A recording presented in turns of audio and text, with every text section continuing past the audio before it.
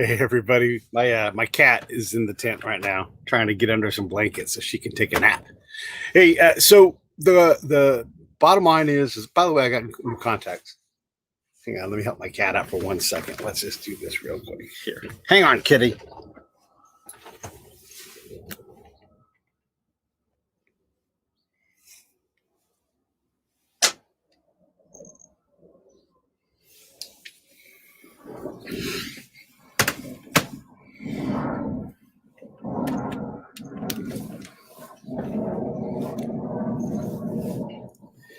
All right, so Chris is going to join us, but not today. His kid had a bit of a mishap at school, so he's being a good dad and taking his kid over to the emergency room. No big concerns or anything about this, but it's just one of those things that midday sometimes your kid does something, and you got to go tend to it. So we're going to postpone for a day or two our episode with Chris. We'll look for that on Thursday or Friday. So apologies for that, but life comes first before show business. And we will for sure get to Chris soon. A couple of things to update you. One, new contacts. That's fun. Hold on to this side. Save the Brave. I've got my Save the Brave jacket on. If you guys get a chance to support us at savethebrave.org, we would appreciate that. I'll be coming up to Benicia really soon. That's my hometown. If you're from there, we're going to be coming up and talking to a bunch of businesses and looking for partners to work with us in 2021. Eric Hoagland and I are going to do that. Eric's already committed. We're going to keep out their soft commitments from other businesses. So I'll be up then and probably doing some mobile recording. So if you're in Benicia and we're able to safely do so, let's try to get together. As you know, it's been a long year for all of us, and whenever possible, whenever it is safe, I always like to try to see the people that I care about. I'm going to bring Brad Hutchings in because he was the one that got me to book Chris. He's a big fan, and I thought Brad might be a good space filler as we try to. Hey, Pete, I need to. Let's see here. Can you hear me? Yeah, you're live. Okay, except I wonder what speaker I'm on. It's all right. We'll figure it. Am I echoing or anything? Am I good? Nope, you're not echoing, right. But you could look at the camera. Boy, this is difficult. I was just talking to somebody about this, how difficult this is, because what I have to do is I got to put you right here where the camera is with my setup. Now I'm kind of looking at the camera, huh? Sort of. Yeah, I'm looking at your 6. Yeah. I'm looking at the 6 in your Red 6 hat. Red 6, yo, yeah. Yo, yes, that's right. Yeah. That was a great episode, Pete.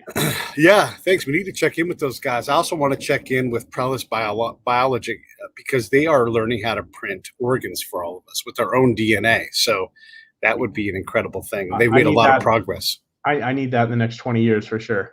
For sure. We're all trying to blow through our organs. Hey, tell us a couple things about the Cold Stares and Chris that you love. So let's see here. I found them 10 years ago via Radley Balco, who used to write for Reason magazine. His beat was, of all curious things, police shootings of dogs. And he was kind of the guy who made that a thing. And he was in Nashville at the time, and he did a sit down with, or I guess he told us he just went and saw this concert, and there were these 2 dudes who were so loud he couldn't believe it wasn't like 20 guys up on stage. And then he did a sit down interview with Chris. An acoustic set. I don't know if Brian was there or not. I don't remember. The video's not on YouTube anymore. I saw it and I thought, these guys are amazing. I love them. And so I got their first album and I listened to it, and the craziest thing is every song on it, I'm like, wait a minute. If I wrote music, this would be the songs I'd write. This speaks to me. This is crazy.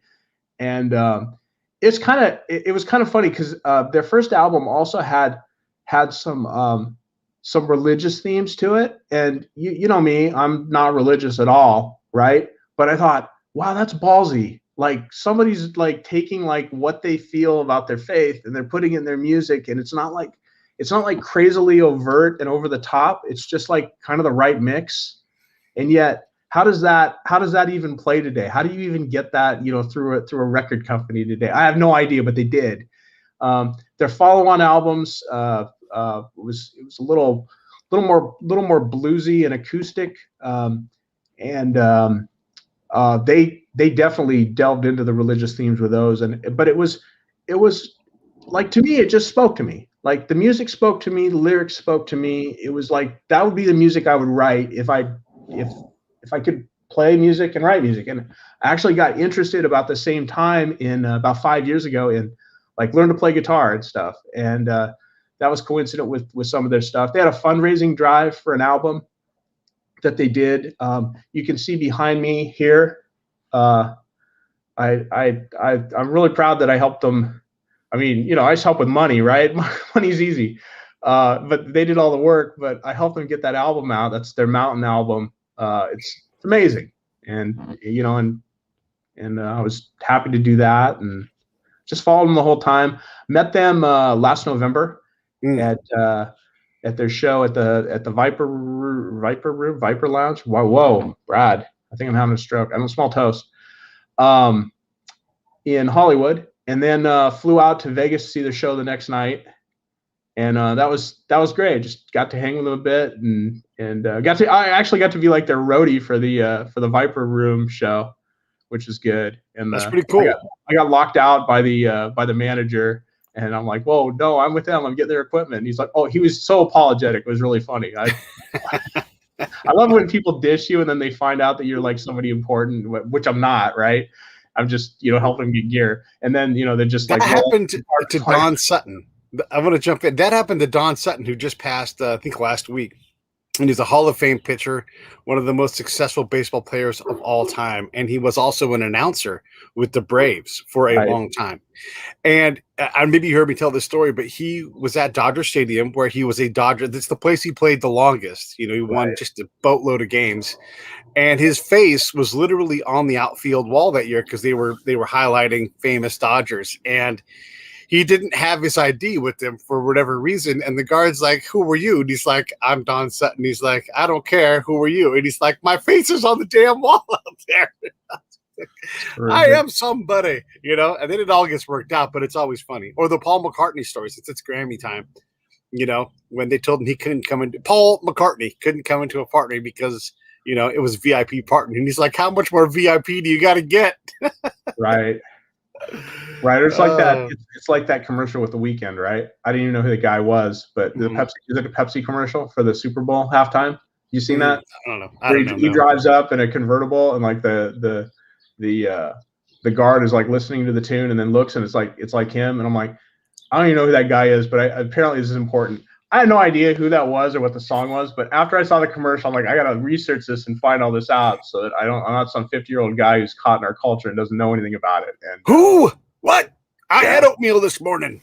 Right, The Weeknd. That's the dude's name. Yeah, I guess he's doing the Super Bowl. So if you guys tuned in to hear Chris Tapp from Cold Stairs, we are absolutely going to do this show. It's just he had a thing at home with his kid, and his kid's fine. Just got to take care of business. That's all. But we will probably do this in the next day or two, depending on his and my schedules.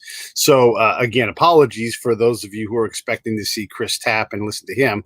Instead, you've got Brad and me yucking it up. But Brad's good people, so why not, right? Yeah. One other story from the Vegas trip to see Cold Stairs. The second night is I took a private jet, a semi-private jet. I like to fly JSX now because it's fun. Anyway, on that flight, there were two celebrities.